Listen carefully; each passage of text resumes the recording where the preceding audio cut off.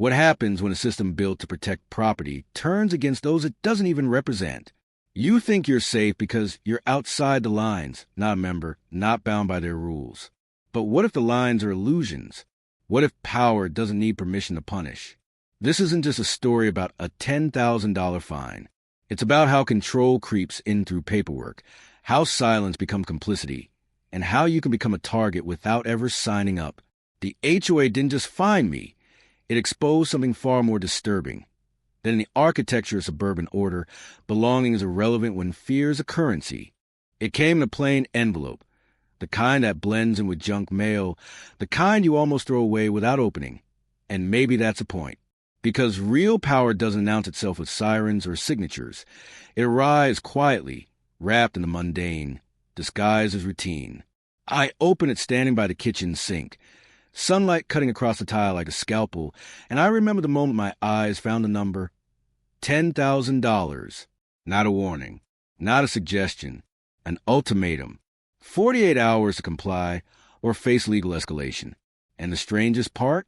I wasn't even a member of the HOA. I had bought the house just outside the boundary line, or so I thought. The realtor had assured me. No dues, no board, no restrictions. Freedom. That word echoed in my head as I stared at the letter, wondering how freedom could feel so much like a trap. The fine was for unauthorized structural modifications, a phrase so vague it felt like satire. I hadn't built anything. I hadn't changed anything. I had repainted the shutters, a shade of deep green that reminded me of the forest I used to hike as a kid. Apparently, that color wasn't in harmony with community standards. But what community? What standards? What harmony? I hadn't signed anything. I hadn't agreed to anything. And yet here I was, fined, threatened, targeted. I called the number on the letter. A woman answered, her voice smooth and rehearsed, like someone who'd said the same lines 1,000 times. "You're within extended jurisdiction," she said. "Annex last quarter. All properties on your block are now subject to HOA oversight." Annex, like territory, like conquest. I hadn't been notified. I hadn't voted. I hadn't even known it was possible. But apparently it was. The bylaws had been amended, quietly, legally, and now I was theirs. Not by choice, by proximity. And that proximity was enough to justify the fine. I asked for documentation. She emailed me a PDF, 47 pages of dense legal language, footnotes and clauses. I read it twice. I didn't find clarity. I found design. A design meant to confuse, to overwhelm, to exhaust. Because exhaustion is a tactic. If you're tired enough, you stop fighting. You pay. You comply. You disappear. But I didn't disappear. I printed the letter. I pinned it to the wall. I stared at it like a riddle. Because riddles have answers. And I needed to understand what kind of system could reach into my life without consent and demand obedience. The HOA wasn't just a board. It was a philosophy. A belief that order must be enforced, even if it means rewriting the boundaries of belonging. And I had become the test case. The man who lived just outside the lines, until the lines moved. And now, the question wasn't whether I would pay. It was whether I would surrender. Boundaries are supposed to protect us. They define space, identity, autonomy. They tell us where we begin and where others end. But what happens when those boundaries shift without consent? When the lines that separate freedom from control are redrawn in silence? That's what happened to me. I bought my home with the understanding that I was outside the HOA's reach. Geographically, legally, philosophically. I chose this house precisely because it stood beyond their jurisdiction. It was a quiet rebellion, a refusal to participate in the theater of suburban conformity. But rebellion, even quiet rebellion, is noticed, and systems built on control don't tolerate ambiguity. The HOA didn't knock on my door. They didn't ask for a vote. They simply amended their map. A clause buried deep in their bylaws allowed for jurisdictional expansion, a phrase so bureaucratic it sounded harmless. But it wasn't harmless. It was invasive. It was conquest. They annexed my block like a forgotten province, citing community cohesion and property value alignment. Euphemisms. Always euphemisms. because real motives are rarely spoken aloud. The truth was simpler. They wanted control. And control, once tasted, is never surrendered willingly. I wasn't notified. No letter. No meeting. No consent. Just a sudden shift in status from outsider to subject. And with that shift came the fine. The $10,000 ultimatum. 48 hours to comply. But comply with what? With a system I never joined? With rules I never agreed to? With a board I never voted for? The absurdity was suffocating. I reached out to neighbors. Some were confused. Some were resigned. A few had received similar notices. Most hadn't read the bylaws. Most didn't know they could be changed without a vote. That's the danger of passive governance. It becomes a tool for quiet domination. And domination, when wrapped in paperwork, becomes invisible. I began to study the documents, the amendments, the meeting minutes. What I found was a pattern, a slow, deliberate expansion control, justified by vague language and unchallenged authority. The HOA had been growing like a shadow, absorbing blocks, redefining boundaries, rewriting the map. And no one had stopped them, because no one had noticed. Or maybe they had noticed and chosen silence. Silence is easier. It's safer. But silence is also complicity. And I couldn't be complicit. Not anymore. I filed a formal objection. I demanded a hearing. I cited property law, zoning regulations, constitutional principles. They responded with a smile and a reminder. You're within our jurisdiction now. That sentence haunted me, not because it was true, but because it was accepted by the system, by the neighbors, by the silence. And I realized something terrifying. Boundaries don't protect you when power decides they don't exist. The map isn't fixed. It's fluid. And when control redraws it, you either resist or you vanish. I chose to resist, not just for myself, but for the principle. Because if they could annex me, they could annex anyone. And if no one challenged it, the map would keep changing. And silence isn't neutral. It's a choice, a posture, a form of complicity dressed up as politeness. And in neighborhoods like mine, silence is a mortar that holds the illusion together. After the fine arrived, after the boundary was redrawn, I expected outrage, not just from myself, from others, from neighbors who had unknowingly been annexed, from homeowners who had never voted, never agreed, never imagined they could be governed without consent. But outrage never came. What came instead was quiet, shrugs, deflections. That's just how it works. I don't want to get involved. They probably have a reason. These weren't statements. They were shields. Shields against discomfort, against confrontation, against the terrifying possibility that the system we live in might be broken. Or worse, that it was designed to be this way. I walked the block. I knocked on doors. I asked questions. Most people hadn't read the bylaws. Most didn't attend meetings. Most didn't know they had been annexed. And when I told them, their reactions were muted, not because they didn't care, but because caring requires energy. And energy, in a world built on exhaustion, is a scarce resource. The HOA knew this. They counted on it. They built their power not on force, but on fatigue, on the assumption that no one would read the fine print, that no one would challenge the process, that no one would risk being labeled difficult. Because in suburban culture, difficult is a scarlet letter. It means you disrupt the peace. You ask too many questions. You refuse to play along.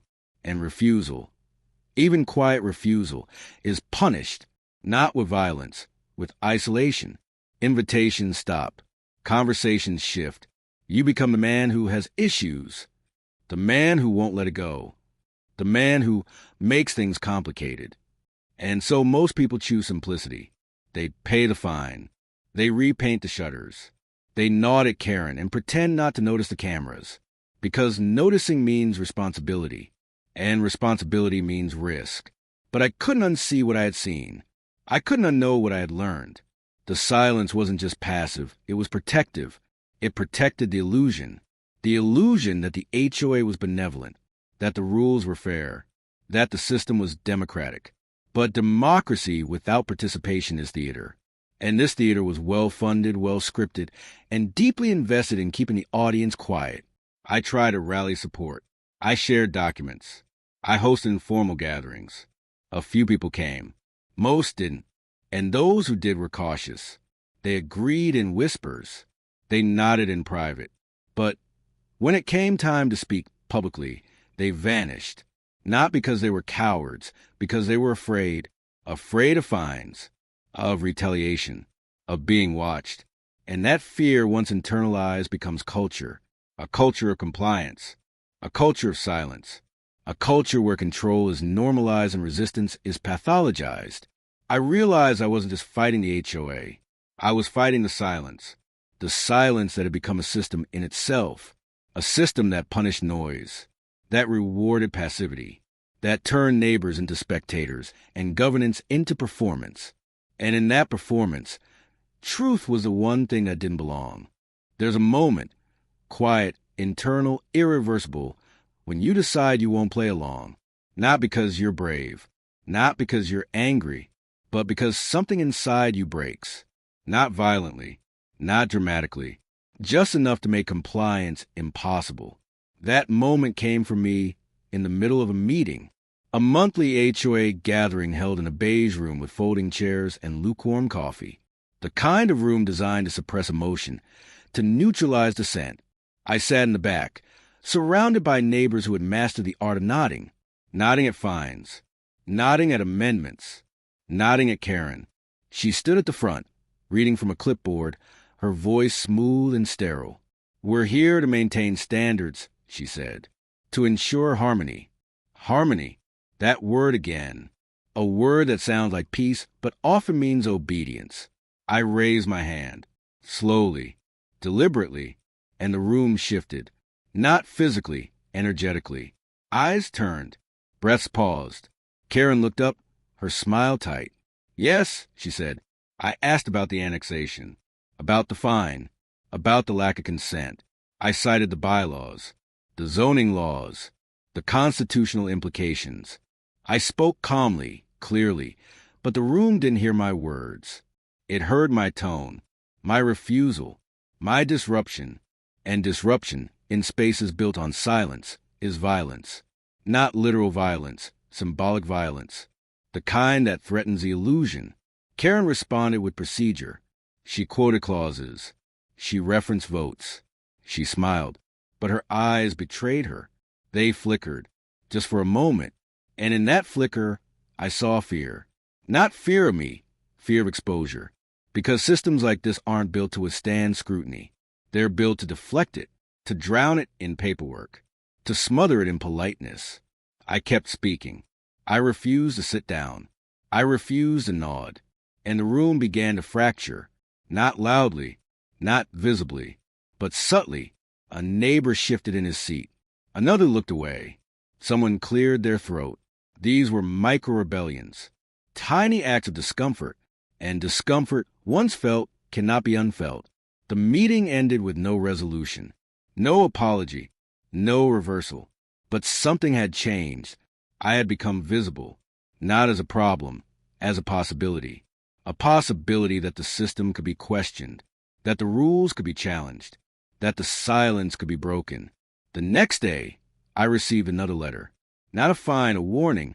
Disruptive conduct at public meeting. A citation, a threat, a reminder. But it didn't matter. Because once you refuse to play along, the game loses its power. I posted the letter online. I shared my story. I named names. And the response was immediate. Messages, emails, stories.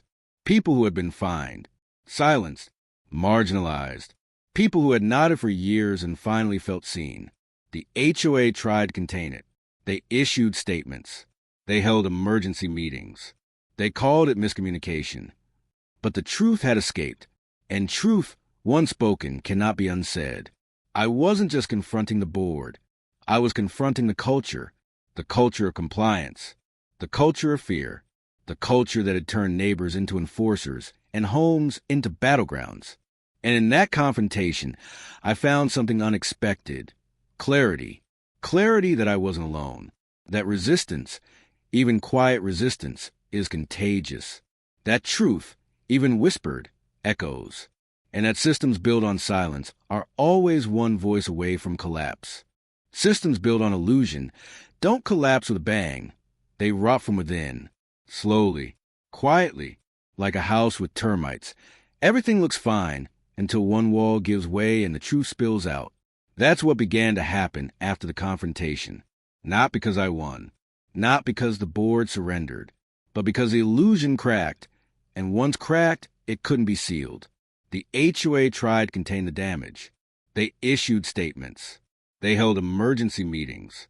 They sent out letters filled with reassurances and legalese. But the tone had changed. It wasn't confident anymore. It was defensive, and defensiveness, in systems that rely on silence, is a death sentence. Neighbors who had once nodded began to ask questions. Quietly at first, then publicly. They requested documents. They reviewed amendments. They noticed patterns. Fines issued disproportionately. Rules applied selectively. Votes held without quorum. And beneath it all, a culture control masquerading as care. Karen, once the face of order, began to fade. She stopped attending meetings. She stopped walking her dog past my house. Her allies on the board grew quiet. Some resigned. Others deflected. But the damage was done. The system had been seen. And systems that are seen must either evolve or collapse. The collapse wasn't dramatic. It was procedural. A motion to audit. A vote to restructure. A demand for transparency. And transparency, once demanded, becomes contagious. Financial records were reviewed. Contracts were questioned. Connections were exposed. Vendors linked to board members. Payments made without oversight. Fines collected without documentation. It wasn't criminal, but it was corrosive. A slow erosion of trust, masked by paperwork and politeness. And trust once lost is rarely recovered. The neighborhood changed. Not overnight, not loudly, but undeniably. People spoke. People listened. People remembered. Stories emerged of intimidation, of silence, of quiet retaliation. And in those stories, a pattern formed. A pattern of control, sustained by apathy. Apathy that had been shattered by confrontation. I wasn't the hero. I was the catalyst. The man who refused to nod. The man who asked the wrong question at the right time. And that question, what are we protecting when we protect the rules, became a mirror that reflected not just the board, but the community, because the HOA was an external force. It was us, our silence, our compliance, our fear, and now that fear is exposed, not eradicated, exposed.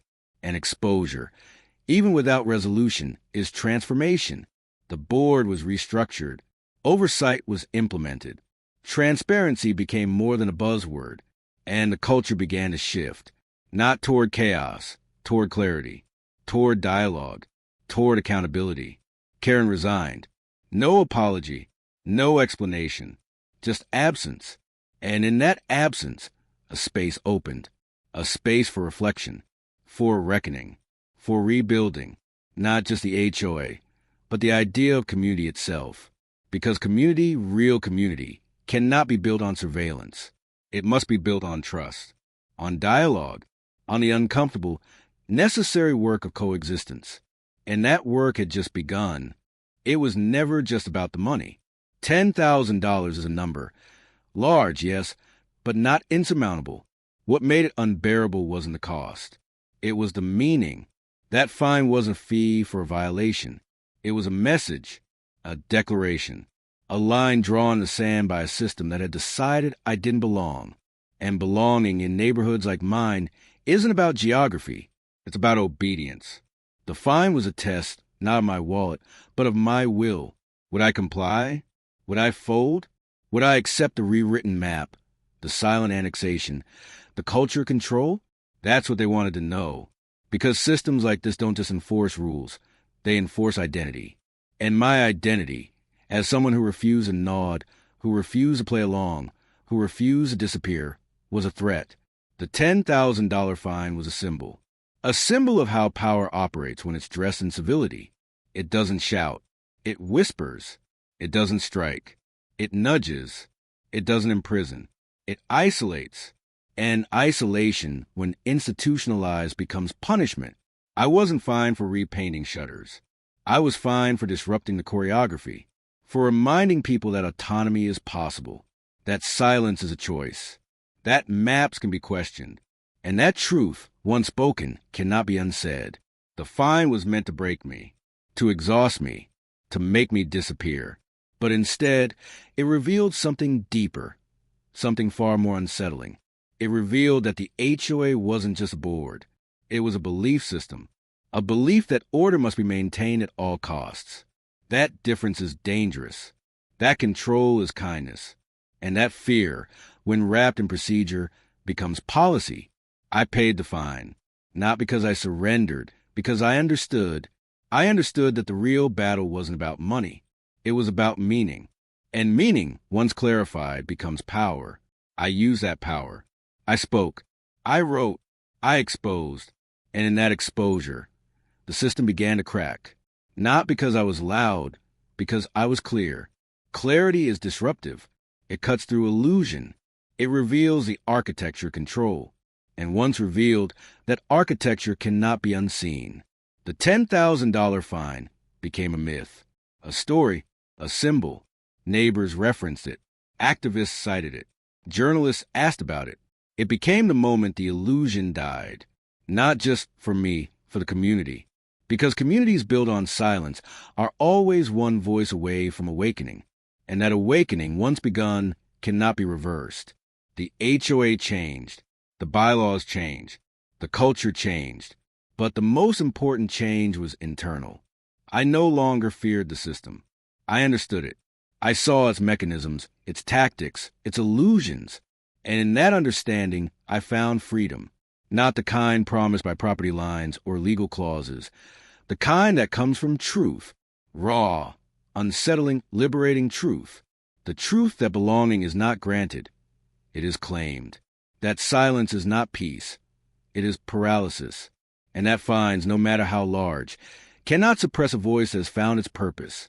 The $10,000 fine was never about me. It was about all of us. About how easily we trade autonomy for comfort. About how quickly we accept control when it's polite. And about how dangerous it is to believe that systems built on fear can ever deliver justice. I was fined. I was targeted. I was isolated. But I was not broken. I was awakened. And that awakening, quiet, deliberate, irreversible, is the real story.